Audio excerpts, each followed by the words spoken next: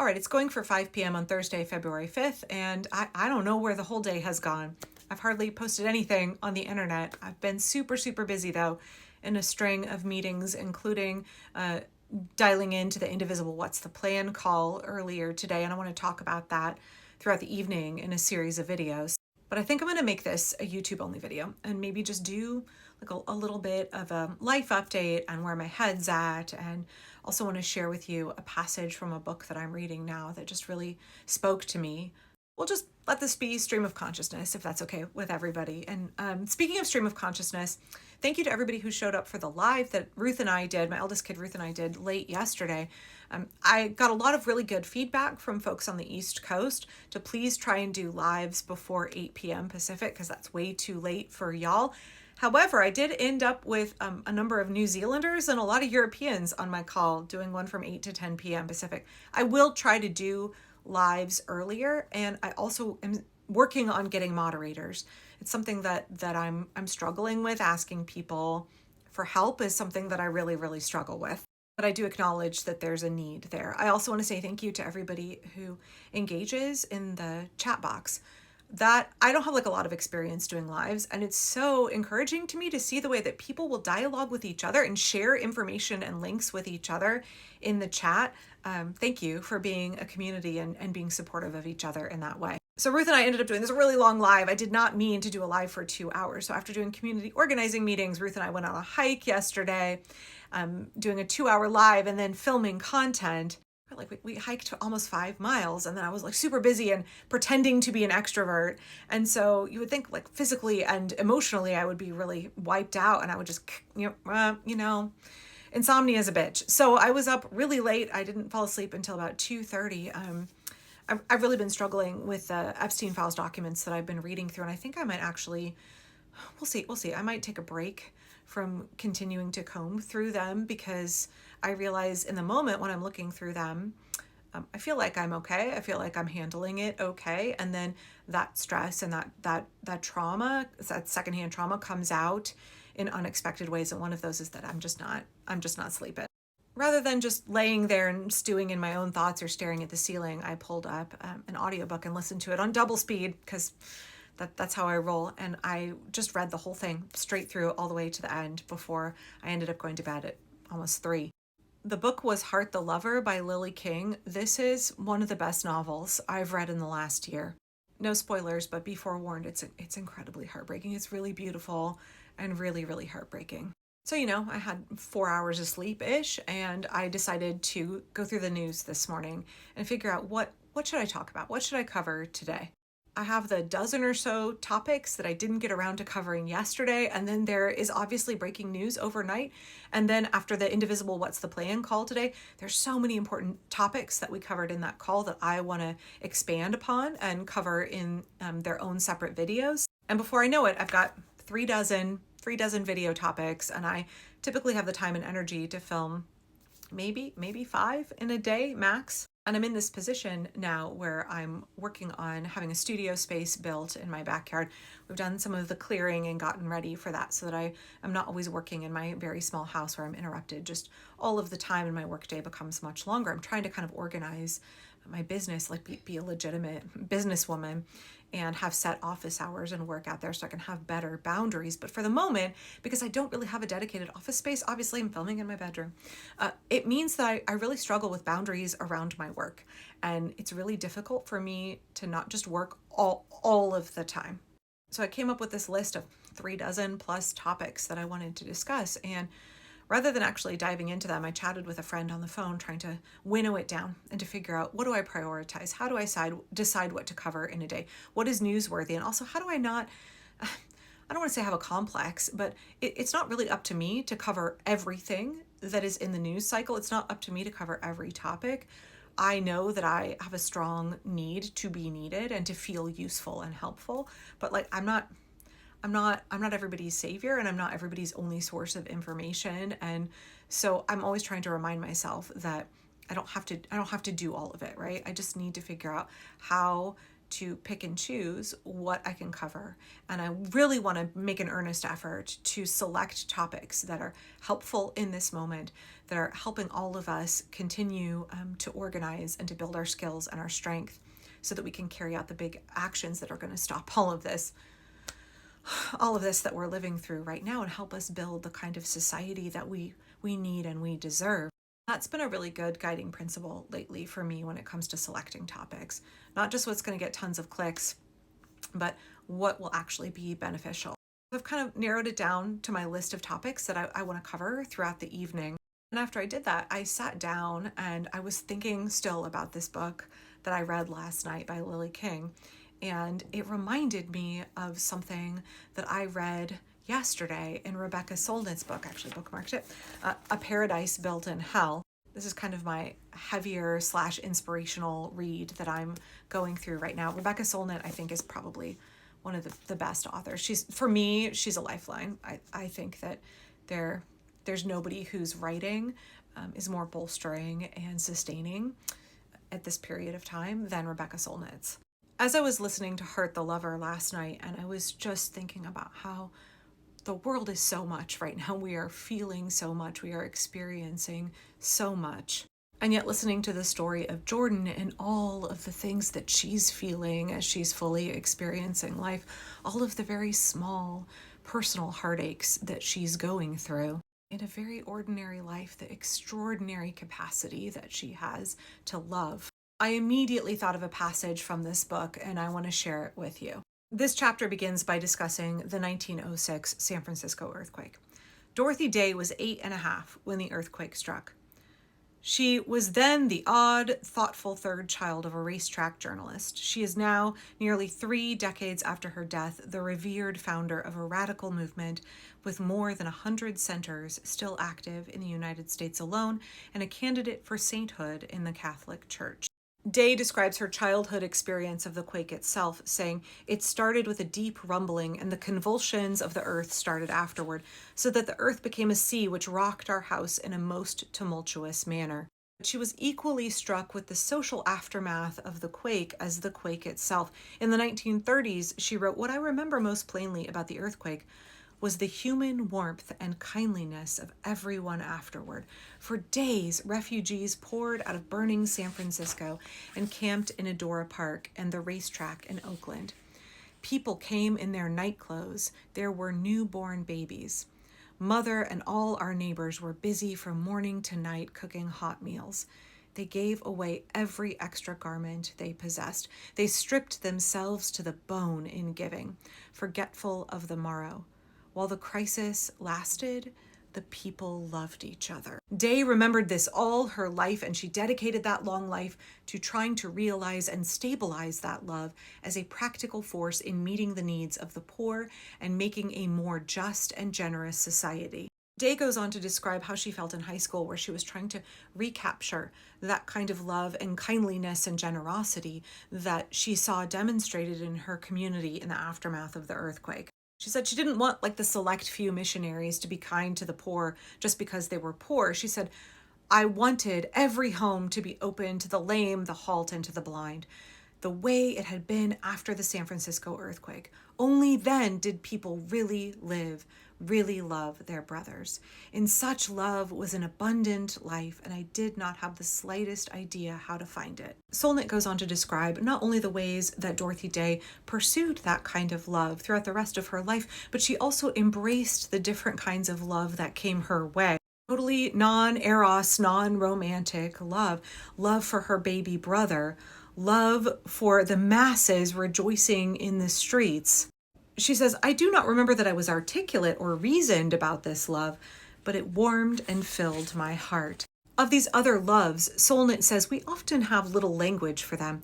In an era whose sense of the human psyche is dominated by entertainment and consumerism and by therapy culture, that amalgamation of ideas drawn from pop psychology and counseling, the personal and private are most often emphasized to the exclusion of almost everything else.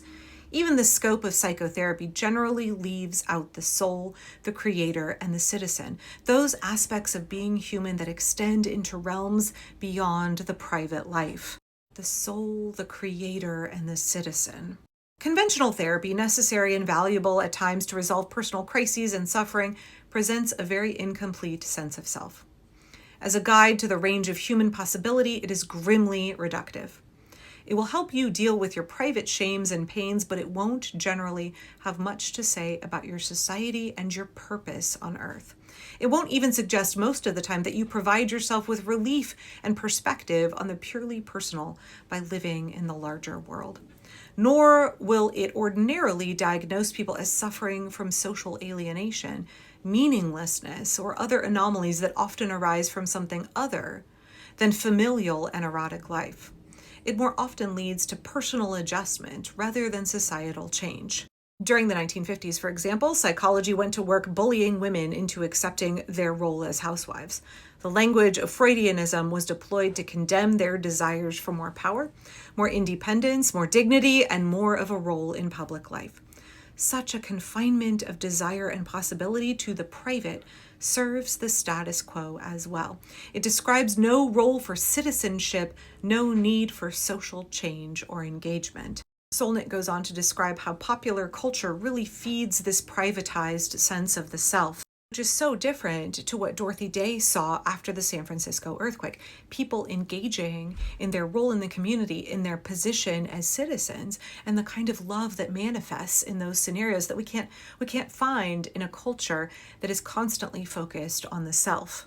Further down, Rebecca says, I don't have a television. Neither do we. We got rid of it 2 decades ago. For many years, the devices seemed like forbidden fruit when I encountered them in hotels and motels, and I would eagerly turn on the TV and look for something to watch. Situation comedies would catch my attention, for several always seemed to be in rerun on the cable channels. In them, the world often seemed reduced to a realm without the serious suffering of poverty, illness, and death that puts minor emotional trials in perspective. But without ideals, without larger possibilities beyond pursuing almost always deeply selfish needs, the characters were constantly pitted against each other and the laugh tracks chimed in reliably at these moments. If someone aspired to something more, their folly was shown up immediately. Even romantic love was always risibly self-serving, delusional, or lecherous. Along with therapy culture, the sitcoms seemed to define down what it means to be human. It wasn't that I condemned them morally, they just made me feel lousy. She goes on to say, even the best semi-literary novels I picked up seemed to shrink away from the full scope of being human. It was as though the rooms in which the characters lived had no windows, or more terrifyingly yet, there was nothing outside of those windows. We were consigned to the purely personal. It was not the warm home to which we might return from the politics of Dorothy Day. It was not the shelter at the center of the world, but all that was left, a prison. The world is much larger, and these other loves, they lead you to its vastness. We are often told of public and political life merely as a force, a duty, and occasionally a terror, but it is sometimes also a joy. The human being you recognize in reading, for example, Thomas Paine's Rights of Man or Nelson Mandela's autobiography is far larger than this creature of family and erotic life. That being has a soul, ethics, ideals, a chance at heroism, a shaping history, a set of motivations based on principles. Paine writes that nature has not only forced man into society by a diversity of wants that the reciprocal aid of each other can supply, but she has implanted in him a system of social affections, which, though not necessary for his existence, are essential to his happiness. There is no period in life when this love for society ceases to act. It begins and ends with our being. But that love and that happiness have no place in the conventional configuration of who we are and what we should want. We lack the language for that aspect of our existence, the language we need to describe what happens during disaster, like the disaster that we're living through right now, right? And yet the experience happens anyway. Again and again, I have seen people slip into this realm and light up with joy. The lack of a language doesn't prevent them from experiencing it, only grasping and making something of it. Rebecca goes on to describe how in 2003, in the lead up to the Iraq War, she participated in a number of marches, one of which had 200,000 participants. She said, although it was about a particular political stance, the expression on people's faces wasn't partisan. Which actually reminds me of something that Ezra from Indivisible said in the What's the Plan call earlier today. He was talking about the way that people are mobilizing, particularly in Minnesota. And he said, it's not suddenly that everybody in America loves the Democrats. It's something happening right now in this country that supersedes political divides. None of us want a lawless paramilitary. None of us want our neighbors murdered in the streets. We are building a big tent. It bridges partisan divides. This is not about one party or the other. This is about us, the American people. As Rebecca was talking about her experience at this march, I was thinking about my experience at Hands Off and No Kings 1 and No Kings 2 and the march here in Portland on Saturday. She said, it was moving to see the idealistic joy on so many thousands of faces, but disconcerting to realize how uncommon that experience seemed to be. This experience, which essentially is that of citizenship itself, of playing a role in public life, of being connected to strangers around you, and thereby to that abstraction we call society. We should feel like that regularly, routinely in a democracy, but the experience is rare in too many societies and nations. We have, most of us, a deep desire for this democratic public life, for a voice, for membership, for purpose and meaning that cannot be personal. We want larger selves and a larger world. Skipping down here, there are many other loves than the personal. The largeness of the world is one of the balms of personal woe, and each of us enlarges the world by idealistic passion and engagement. Meaning must be sought out. It is not built into most of our lives. The tasks that arise in disaster and periods like we are living through now, they help restore this meaning to us. I've really been thinking about Rebecca's words here and the different kinds of love, the way Dorothy Day said she had a love for the masses. We are living through this period where we are seeing the worst that humanity has to offer, right? Children being trafficked and assaulted, their childhoods destroyed by Jeffrey Epstein and his associates, the absolute greed of late-stage capitalism, the oligarchy, the way that so many men are never content with what they have and instead will gleefully victimize and exploit others and the planet that we all share in their endless pursuit of more and more and more. The racism, the hate, the ethnic cleansing that those in our government are carrying out against immigrants, the dehumanization, the desire to subjugate women and children, to reduce us to nothing less than poverty, corporations wanting to reduce all of us as human beings to nothing more than cogs in their machine, where our suffering, our quality of life doesn't matter at all to them. It's a really, really difficult time.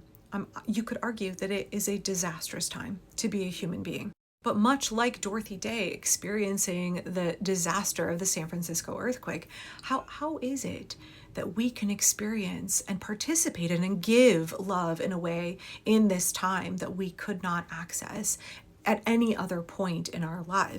I don't know, I just keep thinking we have a chance here to experience something so much bigger than ourselves, to be part of something, to matter in a way that we can't throughout the normal course of American life, that we can't in a system that tells us only to think of the self. We get to be something more, we get to be part of something bigger. We orient ourselves as community members, as citizens, to see how we are so much more than individual selves with individual wants and pursuits. I don't know. I got to keep reading through this book because there's something more here. There's something more expansive and more deep and more tangible here. Thank you. Thank you for letting me kind of process and ramble on it.